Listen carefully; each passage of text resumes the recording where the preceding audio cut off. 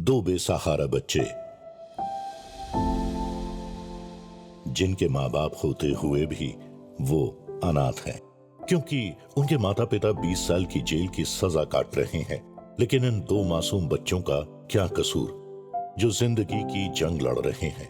उनकी देखभाल करने वाला कोई नहीं। फिर एक नई उम्मीद जागी। नालसा, जो बेसहारों की देखभाल करता है। कानून कैदियों को कमजोर वर्ग मानते हुए विधिक सेवा प्राधिकरण अधिनियम के तहत कानूनी सहायता देने का प्रावधान करता है। जब अभी कुछ दिन पहले हम जेल गए थे तो हम वहाँ एक पूनम नाम की कैदी है, हम उनसे मिले और हमें पता चला कि पूनम और उनके पति दोनों जेल में काफ़ी दिन से बंद हैं। तब हमने उनको बताया कि जो नालसा है, नालसा सिर्फ कानूनी सहायता नहीं बल्कि ऐसे असहाय बच्चों की मदद भी करती है। इससे उनके मन में एक आशा की किरण जगी और अब वो अपने बच्चों के जीवन को लेकर के आश्वस्त हैं। और अभी इस अभियान के बदौलत पूनम के दोनों बच्चों का उनका कानूनी हक मिला है।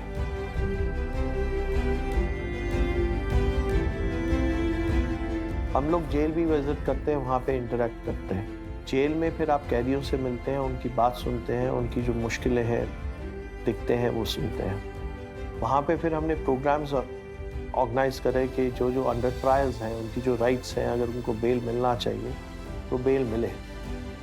अब हमारे पास हमने लीगल डिफेंस काउंसिल स्कीम शुरू किया है, which is a big success.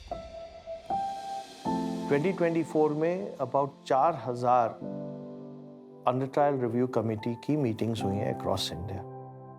उसका नतीजा ये हुआ about 26,000 inmates were released, under trial prisoners were released.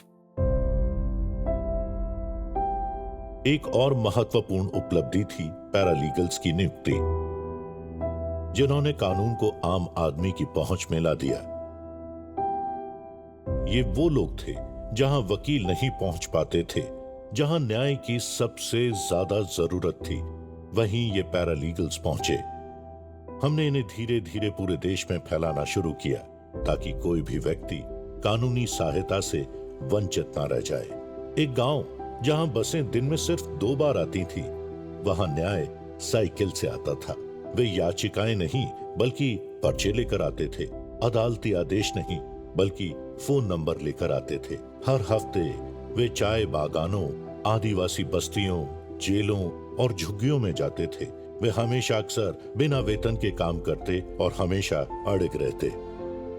We have a vast network of PLVs, paralegal volunteers है, और हमारे तालुका लीगल सर्विस अथॉरिटीज है, they go on holding they try to reach out to the villages every Saturday, Sunday, and हर देश के नागरिक तक हम पहुंचाने की कोशिश कर रहे हैं।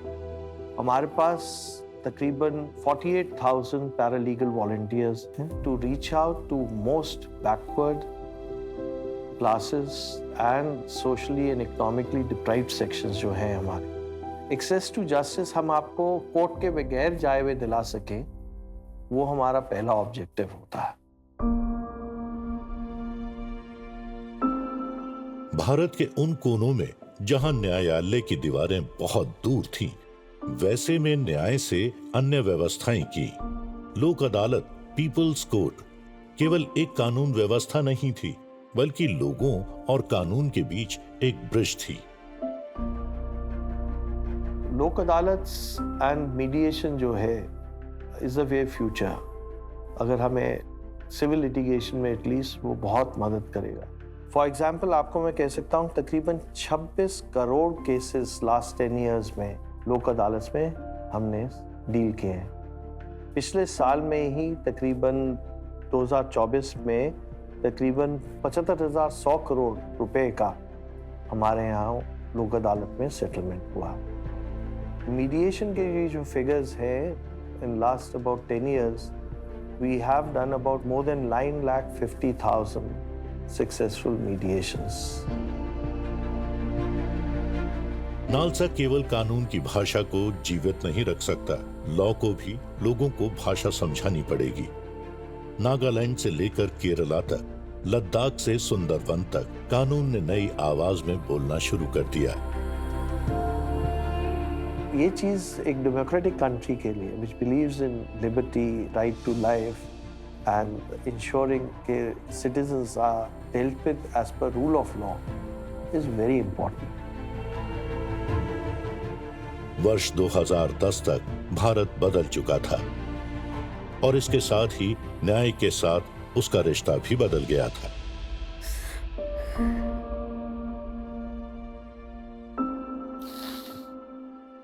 नालसा ने न केवल लोगों की कानूनी मदद की है बल्कि उनकी जिंदगी भी बदल दी है। मेरे पापा मेरे से गलत काम कराते, जैसे उन्होंने मेरे साथ रेप किया। उन्होंने मुझे बोला हम पैसा कमाएंगे तुझे लोगों के पास भेज के। नालसा ने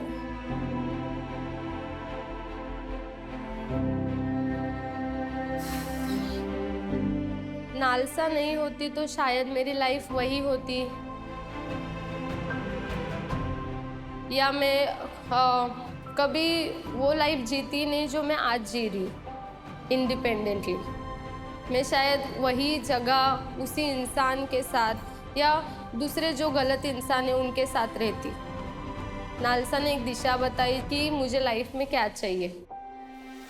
तो डॉक्टर बाबा साहब अम्बेडकर ने बोला कि the constitution of India cannot be a static और rigid document. It has to be organic, evolving and it has to amend itself so as to suit the needs of a changing society, the changing generations.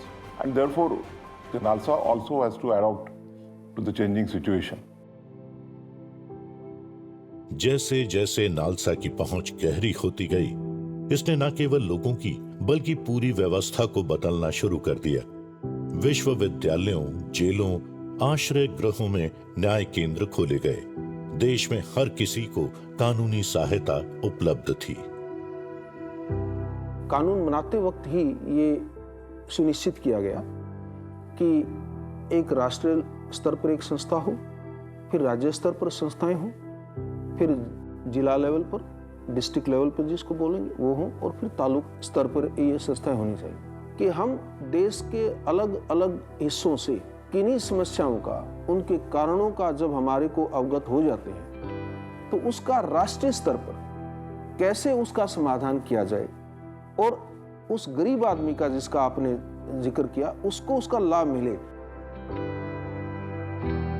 यह अंत नहीं है। अगले अध्याय में हम देखेंगे कि न्याय कैसे डिजिटल हो गया और जब संविधान को वाईफाई मिल गया तो उसका क्या मतलब है। हेलो जी, मैं लीगल एड से पीएलवी बात कर रही हूँ। हाँ मैडम, आपका नाम?